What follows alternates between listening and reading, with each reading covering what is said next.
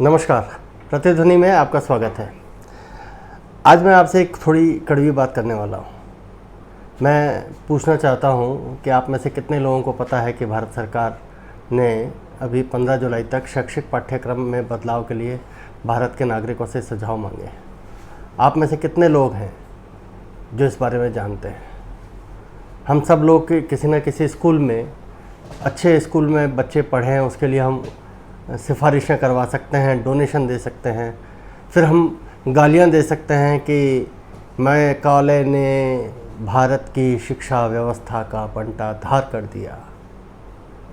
पर क्या इस कोरोना काल में, जब हमारे पास काम कम है, विचार करने को बहुत कुछ है, हमने बच्चों की शिक्षा पद्धति कैसी होनी चाहिए, बच्चों को क्या क्या सिखाया जाना चाहिए, हम इस देश का नागरिक कैसा बनाना चाहते हैं, हम अपनी संतान को कैसे आगे बढ़ा करना चाहते हैं, उस पर विचार किया है।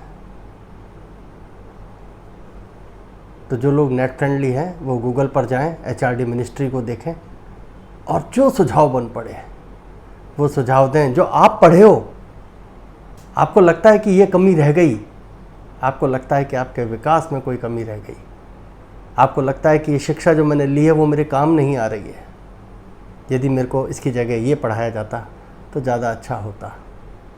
तो एक कदम अपना सहयोग वोट देने के अलावा ये भी करें।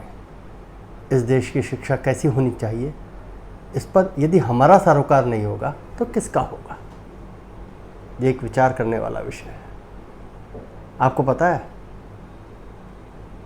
जब भारत पर ईस्ट इंडिया कंपनी का राज हुआ तब वैदिक गुरुकुल हुआ करते थे। आपको पता है कि तब भारत समुन्नत था। आपको पता है हमने मुग़लों का या शकों का या हूणों का या हमने जितने भी आक्रमण सहे वो अपने गुरुकुलों की बदौलत हमने सहे, हमने उन पर विजय पाई। आपको पता है सिकंदर क्यों हारा? आपको जिन चाणक्य की हम बात करते हैं, जो राजनीति का पर्याय हो गए, वो क्या थे? उस समय क्या पढ़ाया जाता होगा?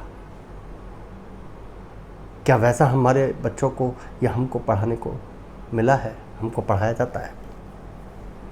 तो जब हम भारत को विश्व गुरु बनाना चाहते हैं, हम भारत को वापस सोने की चिड़िया बनाना चाहते हैं, हम भारत को आत्मगौरव से परिपूर्ण करना चाहते हैं, तो हमारा योगदान क्या है? क्या हम उस मैकाले का सपना पूरा होने देंगे जो कहेगा कि आप क्लर्क बनो, आपकी मेधा जो है वो किराए पर ली जाए, आपकी मेधा जो है वो आउटसोर्स कर दी जाए? क्यों नहीं हमारे जो शिक्षा पाठ्यक्रम हैं उनमें हम संस्कृत को पुनर्जीवित करने की बात करते हैं? जितना दुरूह विषय बना दिया है कुछ पुरोहितों, पंडितों या जो शास्त्रवेत्ता हैं उनका ही विषय बना दिया है। संस्कृत आम जन की भाषा क्यों नहीं होनी चाहिए? आम जन को समझ क्यों नहीं आनी चाहिए? किसी ने तो ये अपराध किया होगा ना। तो क्या आज उस अपराध को या उस गलती को सुधारने का वक्त नहीं है? क्यों नहीं हमारे जो पौराणिक विज्ञान है, जिसका जीता जागता उदाहरण कुतुब मीनार के बगल में जो खंबा बना हुआ है, लोह खंब, वो है जिस पे कभी जंग नहीं लगती। हम कितने समुन्नत लोग थे, तो वो क्यों नहीं आना चाहिए सामने? रामायण पढ़ते हैं तो पुष्पक विमान से राम वापस आए थे, तब तो एडविन बंधु नहीं थे ना। तो वो विज्ञान, वो कला कहाँ है? कौन खोजेगा उनको? जर्मनी से आकर के मैक्स मुलर भारतीयों को बता रहे हैं कि तुम्हारे पूर्वज क्या करते थे। वो अपने हिसाब से विवेचना कर रहे हैं। हम भारत में पले बढ़े लोग अपनी मातृभाषा में बात नहीं कर सकते। आजकल का पता नहीं, पर मैंने वो दौर देखा है जहाँ लोग अपने पेरेंट्स को, अपने माता पिता को लोगों से नहीं मिलवाते थे, क्योंकि वो गांव के गाँवड़े हैं, देहाती हैं। आज के माहौल के अंदर वो फिट नहीं बैठते।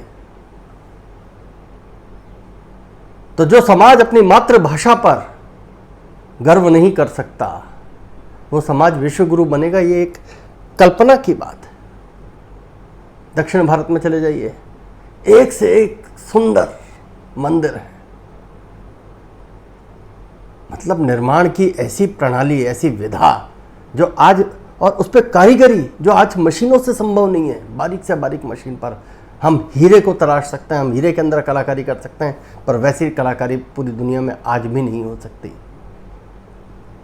बड़ी से बड़ी शिलाएं, हजारों हजार किलो की शिलाएं साबुत की साबुत मंदिरों के सिर पर रखी हुई हैं, उनके शिखर पर रखी हुई हैं। और कब, जब आपको कहा जाता था कि तुम्हारे पूर्वज तो क्या बोलते हैं उसको, जंगली थे, तो यदि ऐसे लोग जंगली थे तो ये विकास किसी काम का नहीं है। कितने विद्वान लोग थे, क्या विधाएं थी उनके पास। सादा जीवन, उच्च विचार। आज मैं एक कहानी सुन रहा था, तो वो कहानी बड़ी ज़ोरदार है। उसमें अपने गुरु से, शिष्य से कहा कि जाओ पानी लेकर के आओ, पर वो पानी ना वर्षा का होना चाहिए, ना समुद्र का होना चाहिए, ना नदी का होना चाहिए, ना कुएं का होना चाहिए, ना बावड़ी का होना चाहिए। जाओ लकड़ी लेकर के आओ। वो लकड़ी ना जंगल की होनी चाहिए, न ज़मीन पर पड़ी हुई होनी चाहिए, ना किसी के घर में होनी चाहिए। ऐसी 3-4 शर्तें थी। जाओ फल लेकर के आओ। तो उसकी भी अलग 3-4 शर्तें थी। तो आज का युवा होता तो वो क्या कहता कि साहब पानी मिलेगा कहाँ से, यदि ये जो जल स्रोत है वहाँ से नहीं मिलेगा। लकड़ी मिलेगी कहाँ से, यदि आप इसको जंगल से लाने के लिए, तोड़ करके लाने के लिए मना कर दोगे। तो बच्चों ने भी स्वाभाविक रूप से पूछा कि ये कहाँ से मिलेगी, तो उन्होंने कहा नारियल। इस कहानी को कहते हैं तुम भी भर के लाना। वो अच्छी कहानी है, आप भी पढ़िएगा कहीं मिल जाए तो।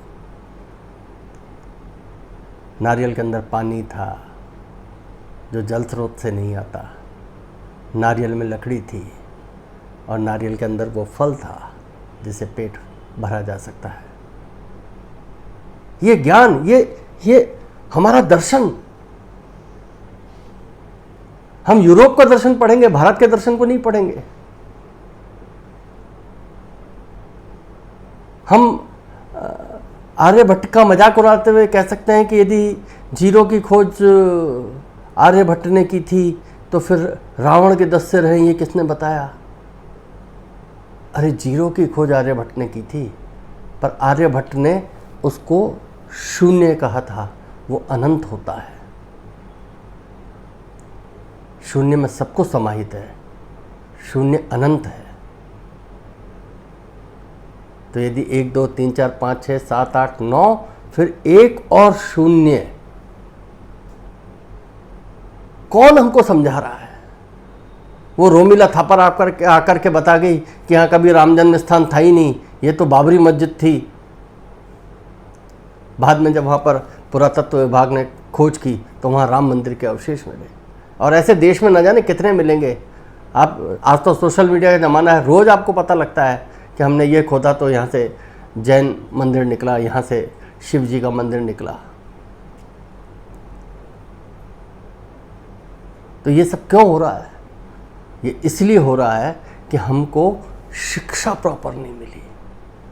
हमको अच्छी तरह शिक्षित करने का प्रयास आज़ादी के इतने सालों बाद नहीं हुआ। और आज जब HRD मिनिस्ट्री भारत के हर नागरिक से कह रही है कि बच्चों को कैसा पढ़ाया जाना चाहिए, तो आपको भी आगे आना चाहिए। 15 जुलाई उसकी आखिरी तारीख है। लिखिए, शिक्षा व्यवस्था में बदलाव के लिए लिखिए, अपने बच्चों के लिए लिखिए, अपने पोतों के लिए लिखिए, भारत के भावी नागरिक के लिए लिखिए। आज के लिए इतना ही। नमस्कार। भारत माता की जय। वंदे मातरम।